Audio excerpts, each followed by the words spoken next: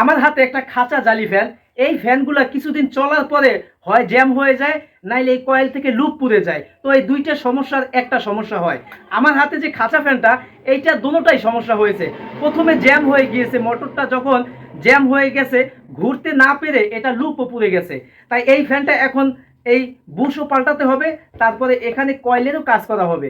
আপনারা যদি এই ভিডিওটা সম্পূর্ণ দেখেন তাহলে এই দুটোটা কাজই শিখতে পারবেন এবং ঘরে বসে আপনারা নিজেরাই এগুলো রিপেয়ার করতে পারবেন। তো এই ফ্যানে সমস্যাই হয় দুইটা, আপনারা এই ভিডিওটা দেখে এই দুইটা সমস্যাই সমাধান করতে পারবেন। তো চলুন শুরু করা যাক। তো আমি ফ্যানটিকে খুলে নিচ্ছি।